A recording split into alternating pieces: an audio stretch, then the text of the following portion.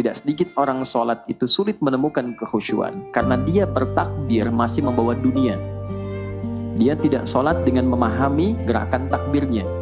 Dia jadikan sebagai formalitas. Apakah benar? Secara fikih benar. Gugur kewajiban, dapat pahala sesuai keikhlasan, tapi value dari sholat yang mahal itu nggak dapat. Itu poinnya. Buang semua urusan dunia, kemudian tambatkan diri kita hanya kepada Allah. Dan uniknya kata Nabi, di fase itulah setan mulai bertugas yang mengganggu kita, supaya kita tidak fokus untuk memahami dan melakukan apa yang kita baca dan kita gerakan. Ada setan khusus menggoda orang sholat, namanya khanzab. Nanti ada 9 jenis setan yang detil tugasnya itu berada di sekitaran kita. Di Quran, malaikat disebutkan 88 kali, setan disebutkan 88 kali.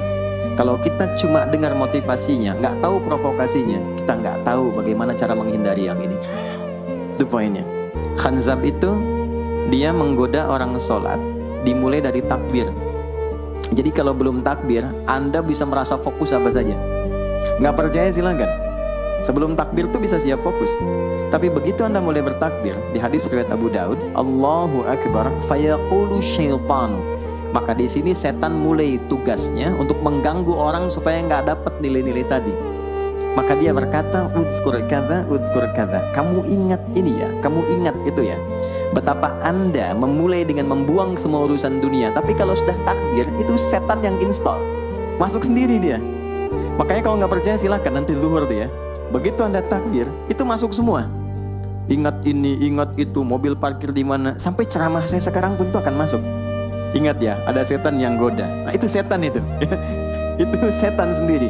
Membuat kita itu begitu lupa. Sampai lihat ujung hadisnya. Hatta la yash'ural musalli kam raka'atan yusalli. Sampai nanti akan ditemukan orang sholat, dia tidak sadar berapa rakaat sedang menunaikan sholatnya. Nah itu kalau Nabi sampaikan pasti terjadi. Poin untuk kita bisa mengatasi itu, poinnya apa? Quran surah ke-29 dulu, ayat 45. Quran surah 29, Al-Ankabut, ayat 45. Di Islam tuh uniknya begini, istimewanya. Nggak ada satupun ibadah yang hasil kreasi manusia. Semua terukur. Ini dalilnya, alasannya, landasan kita ibadah itu dari Tuhannya ini. Penjelasan contohnya ini dari Nabi. Pakemnya begini, kodifikasi ilmunya seperti ini, sehingga terjaga sampai kapanpun. Dan tidak ada satupun yang kita kerjakan dalam ibadah kecuali semua punya landasan yang kuat. Dan hebatnya diterangkan, ini caranya, ini bacaannya, ini maksudnya seperti ini hikmahnya. Kenapa Anda begini? Kenapa begitu? Hasilnya apa? Ketika seseorang sedang memulai sholatnya, dari awal dia pengen fokus, tapi ketika dia mulai bertakbir muncul godaan, maka sebelum sholat ditunaikan Allah sudah ingatkan, utlu ma uhya ilaika minal kitab. Utlu itu dari kata tilawah, artinya baca, pahami, amalkan apa yang telah dipahami itu. Jadi sejatinya sebelum sholat, kata Allah, kalau ingin menikmati sholatnya, ingin tahu value dari sholat dan dihasilkan seperti orang dulu meraihnya, maka jangan kita terfokus untuk formalitas saja. Yang penting benar bacaan, takbir sampai salam terjaga. Betul, sekali lagi itu menggugurkan kewajiban. Formulasinya selesai, secara fikih tuntas, tapi hikmah sholat yang tadi itu kita nggak dapat. Maka yang terjadi apa? Baca dulu, tilawah, utlu, baca, pelajari dulu sebelum sholat. Kemudian pahami kenapa takbirnya begini. Kita kemarin sudah belajar. Kenapa tangan kanan menutup yang kiri? Apa maksudnya sampai kita diperintahkan sholat? Bagaimana kemudian saat kita baca Al-Fatihah? Kenapa yang dibaca itu? Apa yang jadi bimbingan dari Al-Fatihah untuk kehidupan kita? Kalau sholatnya seperti itu akan merubah hidup kita. Itu langsung Allah sampaikan demikian. Lalu kerjakan wa aqimis shalah, tunaikan sholat seperti aku tadi isyaratkan, kata Allah. Inna sholata tanha 'anil fahsya wal munkar. Maka jika engkau menunaikannya seperti itu, sholat akan merubah hidupmu. Itu kata Allah tuh. Minimal mendorong kita berbuat jadi lebih baik. Jadi bukan sekedar menjadikan kita pribadi baik, tapi semua yang kita kerjakan menjadi lebih baik. Itu sholat. Itu yang bisa merubah seorang Jundub bin Junadah yang dikenal dengan Abu Dzar al-Ghifari.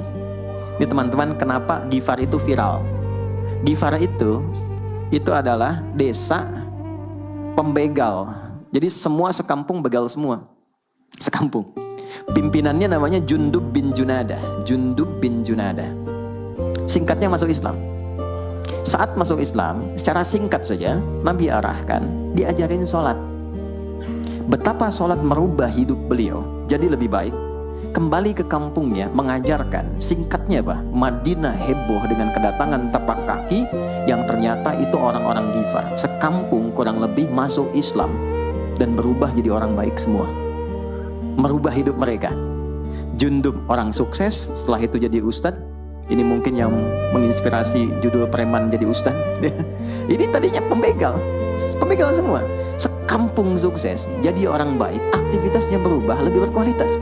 Untuk memberikan inspirasi ke generasi masa depan bahwa kami dulu pernah begini, dengan sholat kami berubah, kesuksesan kami raih, maka diviralkanlah nama daerahnya. Tambahkan al di depannya, ujungnya tutup dengan i. Maka dilekatkan nama bekennya, kunyah, namanya Abu Dzar.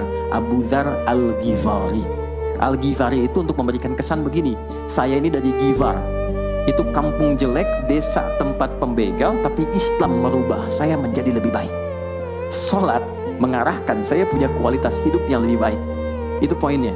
Sejak peristiwa itu, orang-orang Islam dari manapun yang bukan Arab itu selalu melekatkan nama daerahnya untuk mengenalkan Islam pun sudah sampai ke tempat saya. Buktinya saya menjadi baik.